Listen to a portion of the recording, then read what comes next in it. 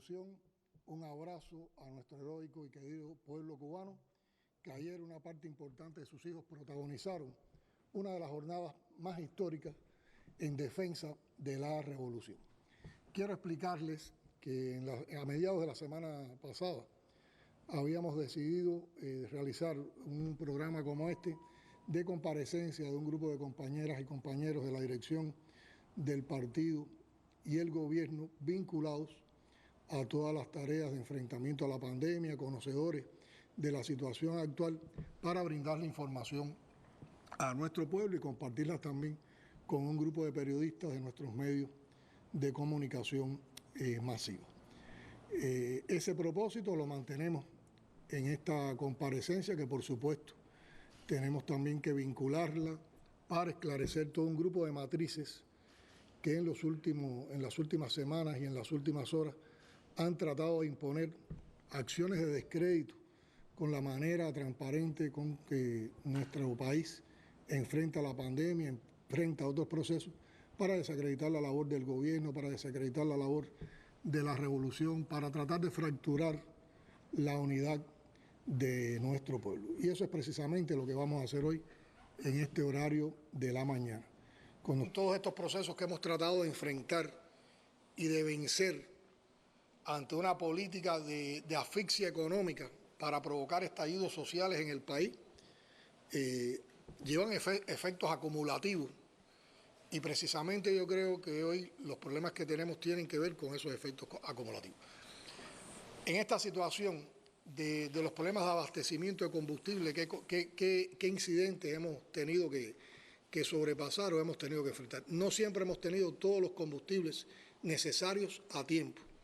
Quiero explicar que nuestro sistema electroenergético nacional, Iván me puede hacer alguna corrección desde el punto de vista técnico, de todas formas yo soy ingeniero eléctrico. Nosotros tenemos una generación térmica que es la base fundamental, que trabaja con crudo cubano. Nosotros tenemos otra base de generación distribuida, idea del comandante en jefe, en una determinada etapa del país, donde tuvimos muchas afectaciones electroenergéticas, de crear islas que nos permitían crear circuitos de generación distribuida para apoyar los momentos de los mayores picos de demanda. Y ahí tenemos varias tecnologías que funcionan con diferentes tipos de combustible. Hay plantas o grupos electrógenos que funcionan con fuel oil, hay otras plantas o grupos electrógenos que funcionan de diésel. Cuando tú no tienes los combustibles, los surtidos de combustible, los tipos de combustible, de manera oportuna, sobrecargas la generación en algunas de esas plantas. Si no tienes fuel, sobrecargas las que trabajan con diésel. Si no tienes diésel, sobrecargas las que trabajan con fuel. Y si no tienes diésel ni fuel, sobrecargas entonces las que trabajan con crudo nacional. Por lo tanto, muchas veces grupos electrógenos que están previstos para trabajar en una cantidad determinada de horas, días, han estado trabajando casi todo el día acompañando a la generación térmica. Y eso provoca desgaste, eso provoca de que las horas de operación posible antes de los mantenimientos que hay que planificar se consuman más rápido y por lo tanto quedan menos días para poder tener en vitalidad estos sistemas. Y eso nos ha acumulado un grupo de problemáticas. También esa acción de sobrecarga en la generación de algunas de estas tecnologías, la carencia de piezas de repuesto, los financiamientos que no hemos podido recibir como parte de toda esta política cruel, agresiva, de bloqueo económico recrudecido, de persecución financiera recrudecida, de persecución también energética, y no solo recrudecida, mantenida por la actual administración del gobierno de los Estados Unidos, ha provocado que no tengamos el financiamiento para poder cumplir los ciclos de mantenimiento, para poder reparar, para tener las piezas de repuesto y los insumos necesarios para que todo ese sistema tenga toda esa vitalidad. Y llegamos al momento más complejo. Se nos acercaba el verano, sabemos lo que significa el verano en la vida de nuestro pueblo, y dijimos que era necesario, para tener más estabilidad en el verano, empezar a hacer con los pocos recursos que habíamos podido acumular hasta el momento determinados niveles de mantenimiento en un grupo de estas plantas, pero como no teníamos capacidad por todas estas razones de cobertura, sacar una planta o una tecnología determinada en mantenimiento o en algún tipo de reparación significa que perdemos capacidad de generación. Si con esto además aumenta la demanda de generación, sobre todo en el pico, eso ya nos provocaba déficit, por eso hemos tenido que ir a apagones.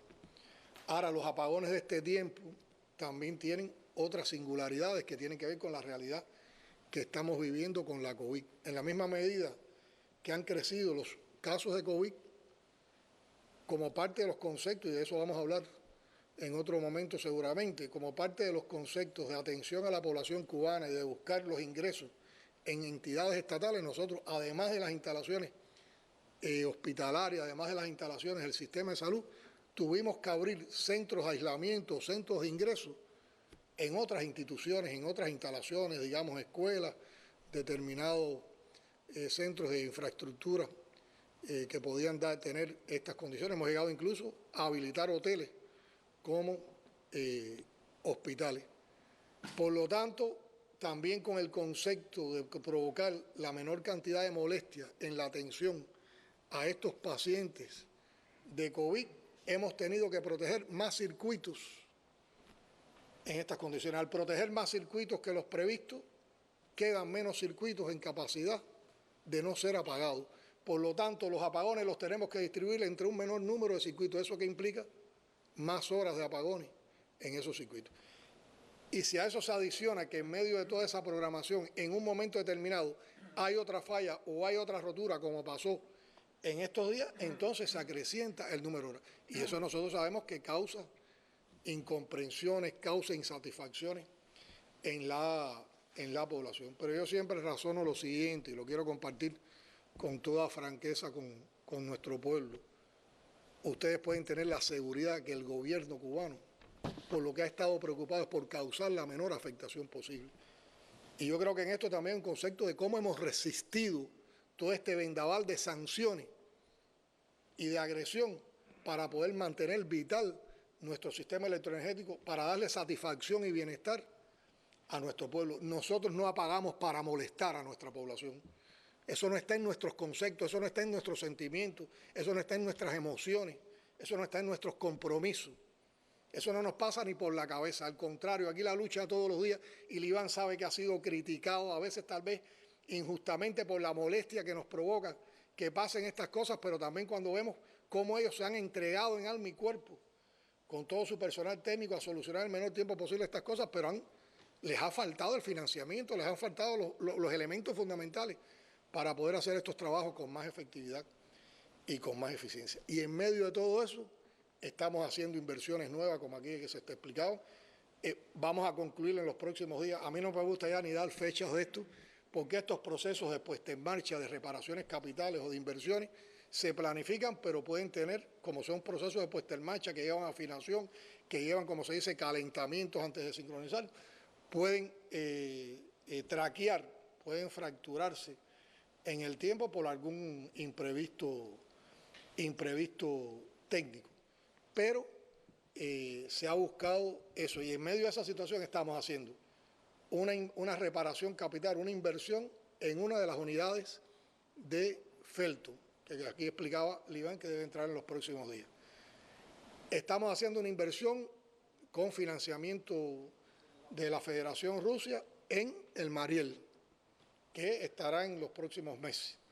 Ya se han corrido bastante los meses, porque también con la COVID las asistencias técnicas han tenido limitaciones. Estamos haciendo una reparación en un grupo de plantas que aquí también explicó Iván. Entró en rotura Guitera y se ha hecho todo este trabajo de Guitera. El país ha continuado las inversiones, incrementando la generación eléctrica con fuentes no renovables de energía, y se sigue trabajando en los parques eólicos, en los parques fotovoltaicos. O sea que hay todo un programa de inversiones energéticas para apoyar todos estos temas, pero lamentablemente hemos pasado por esta situación. Entonces, yo creo que aquí, comprendiendo estas cosas y sabiendo que causan insatisfacción, para nosotros está claro que cualquier señalamiento que haga la población, cualquier inquietud, cualquier queja con esto, la podemos valorar, la podemos discutir, la podemos analizar. Hemos estado informando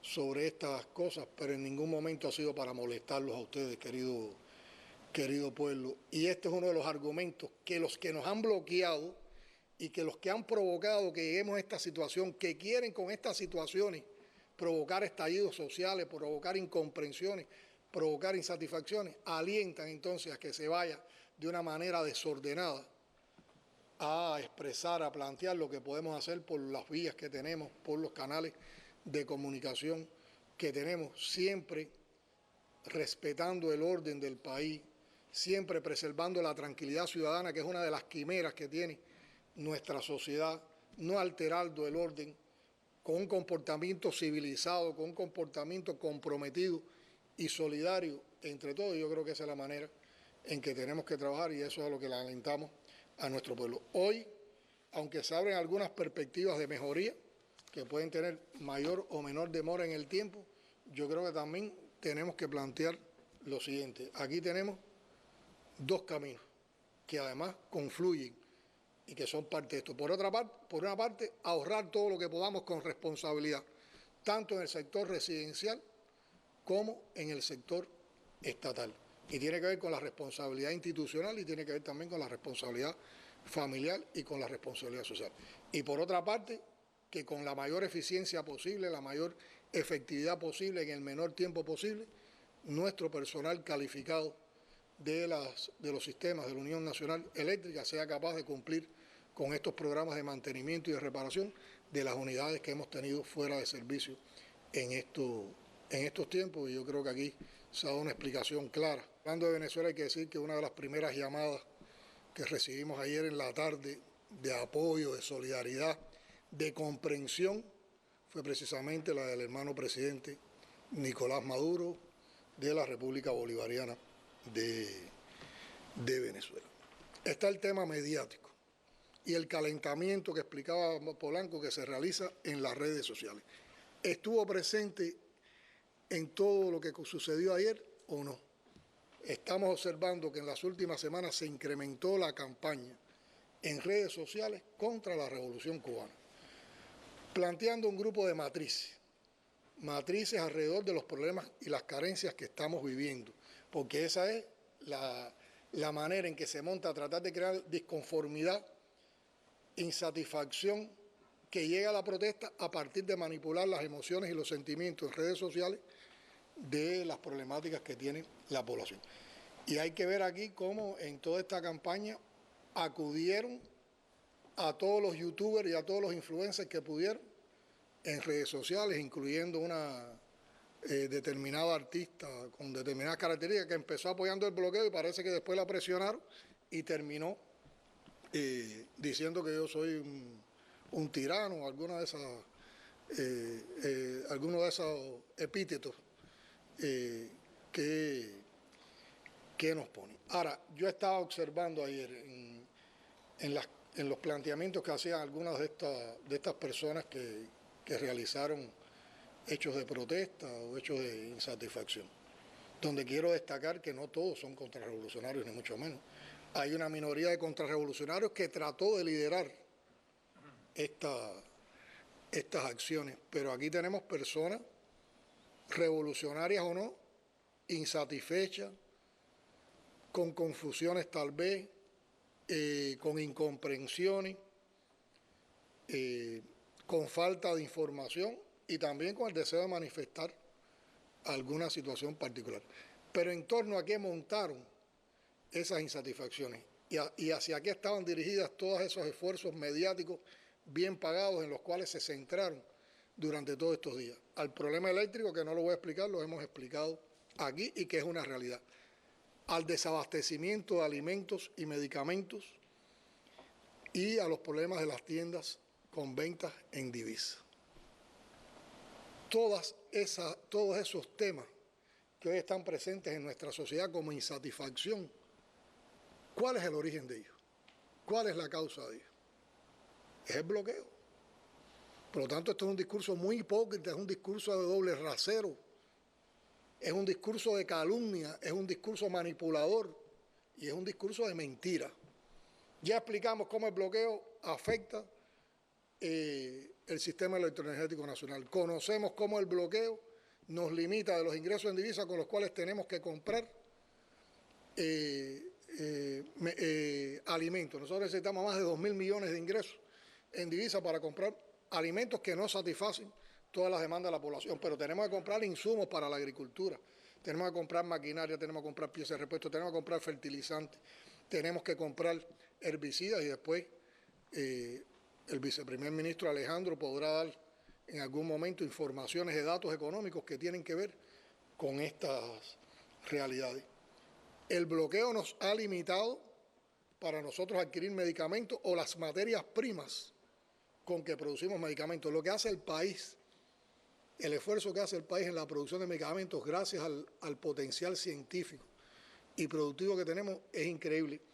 Si no recuerdo mal la cifra, nosotros necesitaríamos gastos de más de 1.900 millones, entre 1.500 y 1.900 millones de dólares para comprar los medicamentos que cumplen el cuadro básico de medicamentos del país. Y ustedes saben, este país ¿con qué logra eso? Con una inversión de 300 millones. Porque nosotros somos capaces de producir, comprando materias primas e insumos, la mayor parte de los medicamentos de ese cuadro básico. Hay otros que tenemos que comprar, o sea que con 300 nosotros logramos el rendimiento para el cual tendríamos que gastar de 1.500 a 1.900 millones. Y hoy no hemos dispuesto ni de los 1.500 o 1.900 millones, ni tan siquiera de los 300. Y en medio de esto hemos tenido que dedicar una parte de esos pocos ingresos para la salud a enfrentar la pandemia y a desarrollar las vacunas. Y yo veo cómo en el mundo los países que han ido desarrollando vacunas hablan de miles de millones dedicados a los programas de vacunas. Yo a veces no le he dicho a nuestros científicos, ni les voy a preguntar de cuánto han dispuesto, porque el problema es que hay teclas y hay informaciones y datos que no lo tiene ningún programa de computación, que son los del compromiso, los de la voluntad, los de la reafirmación de ser soberano, que la tienen esos científicos. Y con eso es con lo que han logrado producir vacunas. Pero a nosotros para producir también las vacunas nos faltan insumos y nos faltan determinados componentes que se están buscando para tener en el menor tiempo posible todas las producciones, todas las dosis que necesitamos para nuestra población y también para brindar al mundo. Y está el tema de las tiendas en divisa, que hemos explicado en varias ocasiones por qué tuvimos que ir a esa medida, que no era para nosotros deseable. Si nos cercan, si nos cierran, si no tenemos dinero, ni tan siquiera para abastecer las tiendas en moneda nacional, teníamos que captar una parte de esa divisa que estaba en el país y con esa divisa salir a comprar para reaprovisionar esas tiendas y también para ofertar y mejorar los abastecimientos en las tiendas en moneda nacional que son para toda la población. Y hemos captado divisas. ¿Dónde se nos cortó esa posibilidad? En que como parte de las medidas restrictivas y como haberlos puesto en la ley de países patrocinadores del terrorismo, entonces no hemos podido exportar la divisa que hemos captado y eso nos ha cortado los flujos financieros para cumplir con ese propósito. Entonces, todo lo que hacemos en función de la población para mejorar nuestra población es hacia donde se han dirigido a tratar de evitarlo, a tratar de que no podamos tener esas posibilidades. Y entonces ahora vienen con el cacareado discurso en redes sociales alentando todas estas insatisfacciones, yendo contra todos estos temas, trabajando nada más con los sentimientos. ¿Cuáles son los sentimientos y las motivaciones que tiene la gente? Las afectaciones, las insatisfacciones que son claras. Por eso, una de las cosas que tenemos que también aclararle a nuestra población, que también tenemos que trabajar con nuestra propia información, es tener siempre el sentido. Uno puede estar insatisfecho, es legítimo que tengamos insatisfacciones, pero también tenemos que ser capaces de visualizar, de definir bien dónde nos quieren manipular, dónde nos quieren separar. Todos estos que alientan estas cosas y que quieren aparecer como salvadores de la situación cubana, no les interesa ni la salud del pueblo, ni la alimentación del pueblo. Quieren cambiar un sistema o un régimen, como ellos lo llaman, para imponer qué tipo de gobierno y qué tipo de régimen en Cuba. El de la privatización de los servicios públicos, el que da más posibilidades para una minoría rica y no para las mayorías, el que no tendría en cuenta los intereses y las necesidades de todos, el que no haría esfuerzos adicionales como los que tenemos que hacer. No es un discurso muy hipócrita y muy cínico que tú que me bloqueas, que tú que llevas a cabo la política que viola más los derechos humanos de todo un pueblo durante más de 60 años, las recrudezcas en medio de una situación tan compleja como la pandemia y te quieras presentar como el gran salvador, levántame el bloqueo, levántame las 243 medidas y vamos a ver cómo tocamos y vamos a ver de lo que es capaz de hacer este pueblo, que ha hecho una inmensa obra social con una economía subordinada casi a una economía de guerra por cuenta de estas medidas. ¿A qué le temen? ¿Al ejemplo de Cuba? ¿A lo que puede hacer Cuba en otras situaciones de más posibilidades económicas? ¿Por qué no pueden ser capaces de convivir civilizadamente en una relación con un país, aunque tengamos diferencias ideológicas, que no constituye ninguna amenaza para los Estados Unidos? A nosotros no nos interesa lo que pueda pasar dentro de la concepción de cómo el gobierno y el pueblo norteamericano quieran hacer su sistema de gobierno. Pero sí exigimos que nos respeten la autodeterminación, la soberanía y la manera en que la mayoría de los cubanos han aceptado defender el socialismo. Entonces, esas campañas, esa manera de actuar está de esa forma. ¿Y eso en dónde encuentra mayor eco? En un sector que para nosotros tenemos que asumirlo, es parte de las insuficiencias nuestras, de los problemas sociales que no hemos podido resolver, pero hay un sector que delinque. Y ayer vimos delincuentes, ayer la actitud, eso de respuesta, de manifestaciones pacíficas. Yo lo he dicho, nosotros tenemos miles de formas y miles de maneras de modo pacífico, donde los revolucionarios, donde además los revolucionarios no conformes o insatisfechos, e incluso los no revolucionarios, se puedan manifestar. Pero ayer la respuesta no era, la propuesta no era pacífica. Ayer hubo vandalismo, ayer se rompieron y se apedraron tiendas en divisas, se robaron artículos de las tiendas en divisas. Por cierto, lo que menos se robaron no fueron alimentos, si estaban tan desfavorecidos con alimentos, lo que se llevaron fueron equipos suntuosos electrodomésticos. Ayer apedraron a fuerzas de la policía, viraron carros, un comportamiento totalmente vulgar, totalmente indecente, delincuente. Ya hoy están las campañas centristas de los que quieren quedar bien con Dios y con el diablo, de los que hasta en un determinado momento nunca quisieron denunciar el bloqueo y por tanta crítica que tuvieron también en las redes sociales, han ido modificando su discurso y ahora sí hablan de bloqueo y de condena al bloqueo, pero dicen que nosotros no buscamos una solución política elevada convocando al pueblo a enfrentar al pueblo. Nosotros no llamamos al pueblo a enfrentar al pueblo, nosotros hicimos un llamado al pueblo a defender su revolución, a defender sus derechos. Y el pueblo apoyó, o sea que el pueblo está consciente de eso, pero además nosotros no hemos alentado a nadie desde las posiciones de fuerza, ni desde las posiciones violentas. El pueblo fue a discutir, fue a argumentar, lo que pasa es que enfrentaron al pueblo con violencia. Y el pueblo se defiende, y el pueblo defiende sus derechos. Entonces eso está también en todo este montaje. Y con todo este montaje entonces quieren fracturar y separar pueblo, Estado, de gobierno, de partido.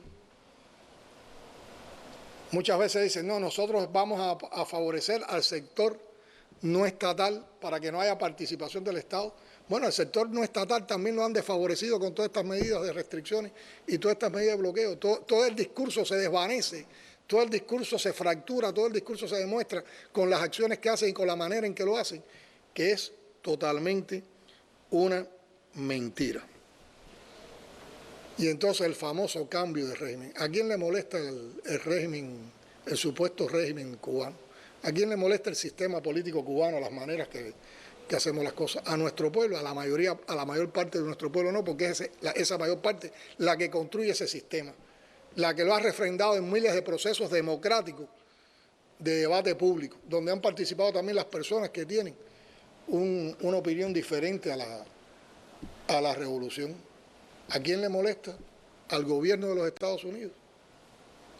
¿Por qué no ve las virtudes que tiene este sistema de gobierno en Cuba, que es capaz de trabajar con todos, de trabajar para todos, que tiene políticas públicas que tienen un impacto tremendo en la educación, en la salud, en la cultura, en el deporte, en la seguridad social, en la asistencia social, en la tranquilidad ciudadana que todos los embajadores que vienen a nuestro país lo pueden apreciar, los turistas lo pueden apreciar.